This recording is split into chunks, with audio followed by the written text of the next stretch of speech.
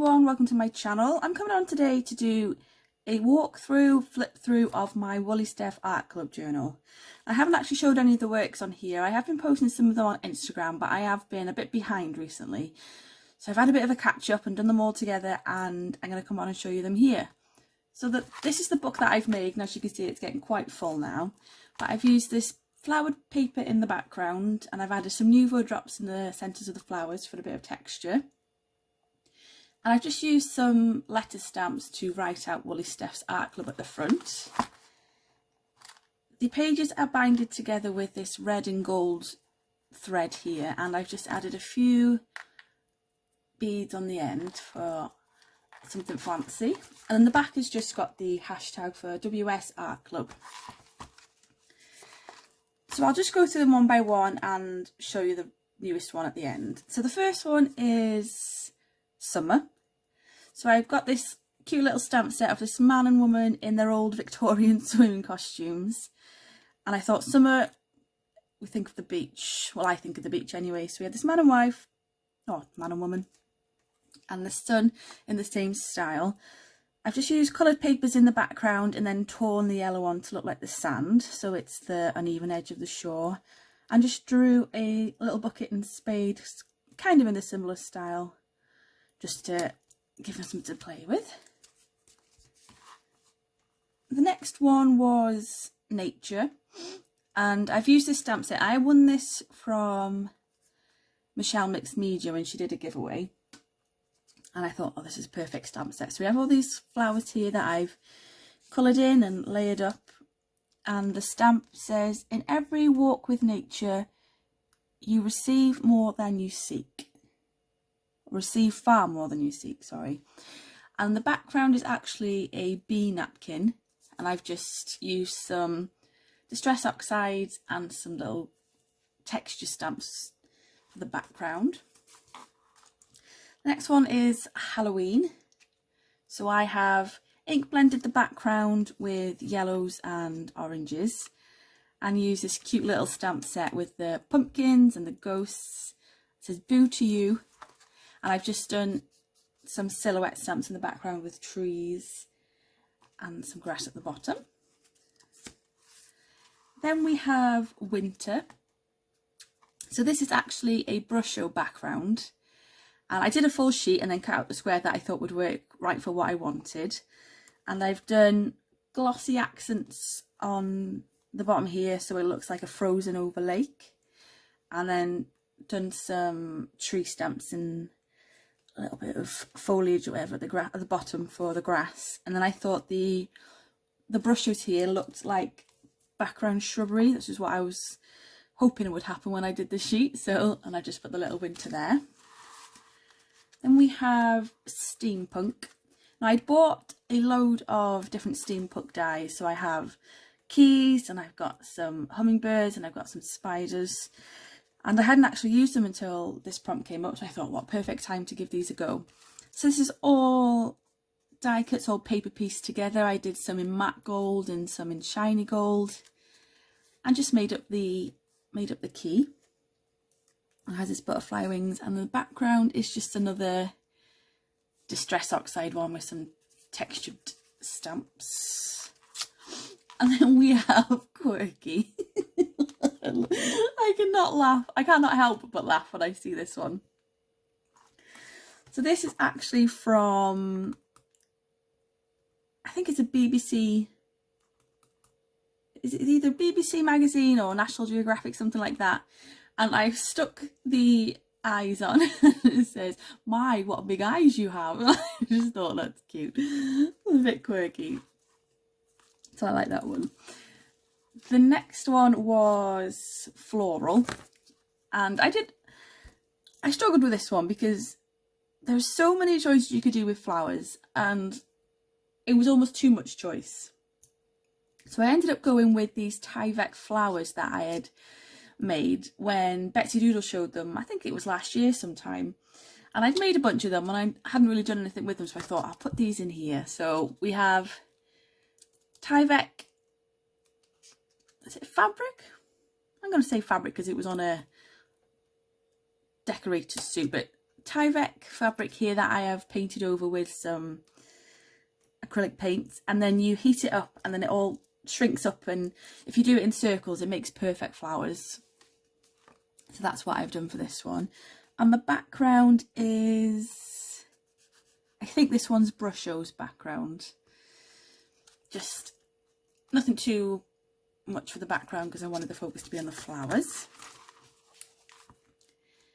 And then we had Bird. Now I didn't know what to do for Bird. I had some stamps, but I thought I wanted to do something a little bit different. And I remember when I was in college, my brief for my A-levels was culture, and I decided to focus on Japanese culture. And we used to have this amazing little shop in the city near us that did all Japanese things, and they used to have on the counter little gift tags that you could buy, and they were just gold gift tags, but they had little origami birds on, and that's what I thought for these. I thought, oh, I'm gonna have a go at this too. I love making origami, so that worked well for me on this one. So this is just some paper that I got in a little pack from Hobbycraft, and it's all different glitter papers with all different patterns on. So these ones, it had flowers in, it had some all different ones in, but flowers went well for this. And then I've just stuck a big origami bird on and gone over it with some of the glimmer paste, the glimmer polish, sorry, to make it a little bit fancy. Then we have Vintage, and I had some cut aparts that I'd got from a sheet that I hadn't used when I was doing the project, whatever one it was that I was working on, I can't remember now. I keep them all in a tub at the side, and I just got a selection from what I had left. So we have these little postcards and this little clock here, and I've ripped up some craft envelopes that I had in the background. So you've got this rough texture here, and some of these faux stamps that I had made following Woollystep's tutorial. And as it's all postcards, I added a wax seal on with the S for Samantha that I'd gone over with a bit of gold there.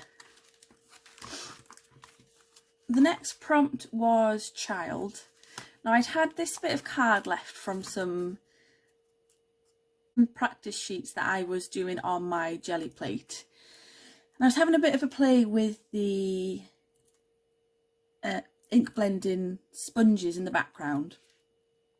I didn't quite work for what I was doing at the time, but I kept it in a pile like I keep all the other offcuts and things that haven't quite gone to plan. And I thought, oh, this would be great for Child. So we have this boy and girl here with the Lavinia stamps with all the dandelion clock seeds falling down. I thought it was a bit like magical orbs in the background.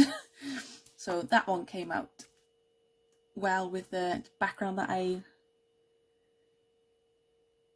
wasn't expecting to be useful for anything.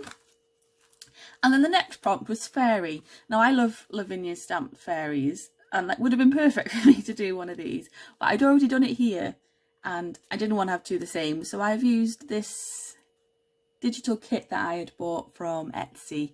I can't remember which one it was now, but I'd bought quite a few at the same time.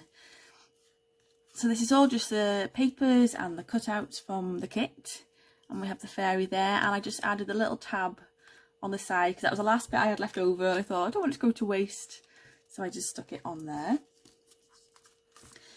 This one was Numbers. Now I did this one, I had a long time thinking of what I was going to do for this one because I just didn't know what to do, and then Jessica Marvel had a great idea for Paint by Numbers, and I thought, oh, I'll give that a go, and I thought, no, that wasn't my idea, and I wanted to do something, you know, something of my own. So I had this stamp that I hadn't used before. It's a pocket watch with all the flowers, and then I thought, oh, the numbers on the clock could be the numbers, so I've just stamped and coloured and cut out the stamp, and in the background I've just done I think this is just a light Distress Oxide in the background, and then put some Roman numerals at the background. So I thought that will do me for numbers.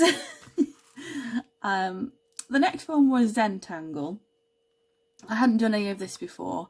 I've seen Woollysteph do hers, and she is just amazing at dueling and Zentangle. And this was a lot harder than I thought it would be. Woollysteph makes it look so easy, and she just has this natural way of flowing through. And I really struggled to think of different things for this one. So this was my first attempt and probably my last. It was so difficult. I love the effect of it, but I don't know. I think if I did it more, I'd get more ideas for patterns and stuff. But yeah, this is what we have. So it's all just done with a fine liner pen and all the different patterns there. This one is bling. Now, I had an idea for bling. I had a little raccoon keyring that you could do yourself in diamond painting. And I thought, oh, I'd had that before the prompt came up, but I knew bling was in there somewhere. So I thought, oh, I'll keep that to the side and I'll do that when the prompt comes up. Well, being visually impaired and trying to do diamond painting is one of the most stressful things I've ever done. I did honestly about a centimetre's worth of diamond painting on this thing. I just thought, why am I doing this to myself? I'm not enjoying it. It's gonna look great. I know it, like, diamond painting looks beautiful, but I thought, oh, this is not for me. So I scrapped that idea, and I'd had these napkins I'd bought, and I thought, oh, I will keep the napkin for the napkin prompt. And I thought, oh no, I'll use it for this one, because then I could put all the little bling on the headpiece here, and I'd put some gilding polish on the side. So that was my bling one. And then the next prompt that came out was actually napkin. I thought, oh, I've done 2 napkins in a row now. But I thought, it's okay. My mum had actually bought me some of these Christmas napkins. She bought a few different ones. And she got this very, very cute Christmas sprout ones. Look at all these little sprouts. And I thought, I have to use this one. So I'd decoupaged it onto paper. I'd actually done the ironing technique on this one, you know, where you paint the piece of paper with Mod Podge, let it completely dry, and then iron the napkin over the top so you get a perfectly flat surface there instead of the crinkles. Don't mind the crinkles, but for this one I did want it flat. So I did 2 of the napkin and then cut out all the little sprouts separately and put them on foam squares so they stood out. So that is a really cute one. The next one was butterfly, and this one was much the same as the flower one. We have so many butterflies and flowers and things as crafters, and it's choosing which one to do. So I'd actually had a stamp come through the week before this prompt came out for these cute little girls that I love, and it was a butterfly one, so I thought, oh, I'll do this one. So I'd cut everything out, coloured them all in, and just a few little dots for the background, just made a little scene with that one. Then we had Sweet Treats. Now this one wasn't too long after Christmas, so we still had some quality streets left. So I kept all the coloured foils from the sweets and did them on a big sheet of paper and made a background with them. And then I had made these, I'm not sure if you can see the depth of them. I made these chocolates out of, it was a silicone chocolate mould, and I actually just put hot glue in and let them set, and then went over the top with a little string of glue from the glue gun, let them completely dry, coloured them in with acrylic paint, and then went over the top with some gilding wax just to make them look like little chocolates. So that was the Sweet Treat one. Then we had mandala. Now I did cheat a bit with this one. I think up until the points on this layer it's actually a spirograph. but I thought spirograph would give me a good base to work with. So I did the spirograph and then did the outer bits extra on my own, and then filled in all the little shapes that came from the spirograph with different coloured pens and different patterns. So that was my mandala one. The next one was paper weaving. Now, I did enjoy this for using up scraps. So I got to raid my scrap box for all little bits. And I used one of the flowers that I bought from Handmade by Abigail. They're so beautiful, I thought I want to keep one for myself, even if the other ones get used for projects that I send out. I want to keep one for myself. So I put it in this book with the paper weaving. And then the last one, which is this fortnight's prompt, was your least favourite colour. I don't really have a least favourite colour, but I do find that I don't craft very much with reds and oranges. It tends to be Christmas for reds and just Halloween for oranges. So I thought I'll do those ones I don't use very often. And I decided to do one of these flowers that I had seen Debbie, who is Paper Lace and Some here on YouTube, do. She had done some beautiful ATCs and things with this technique. So I haven't done it anywhere near as good as Debbie does. She is fantastic with doing these, but just brush out from the centre to give the effect of the petals, do a few different layers of some lighter, some darker colours, and then the middle and the inside of the flower I have done with a dotting tool and just dotted all around some darks, some yellows, and it does have the texture as well of the middle of a flower. So thank you very much for Debbie. I hope you don't mind me taking that idea and having a go myself. But that is my book up until now. I do have room for, how many have we got left? 1, 2, 3, 4 more prompts. And it is getting very full. And I want to try and do it so I can have a full year in one book. So the next ones are going to have to be flat like this one, I think. But yeah, I think it'll be great to look back on, you know, because we are carrying on with these, I think, once the year has finished. I think it'd be great just to look back at a year's worth of work in one go and have a look what you've done. So that is my art club journal so far. Thank you very much to Steph, who puts this together, and she picks up a new prompt every couple of weeks, so you can join in yourself if you'd like. It's not you're not stuck to any particular time frame. You can do it when you like. You can dip in and out. You don't have to do every prompt, or you can do your own thing. And it's just good to get you thinking of stuff that you wouldn't usually do and get some different techniques in. And it's a good, you know, it's not daunting on a massive piece of paper to try and think, oh gosh, I've got to do fill a whole sheet of white there. It's just a 4x4 square. So thank you very much to Steph for putting this together for us all every fortnight. And thank you to you for watching, and I'll see you in the next one. Bye!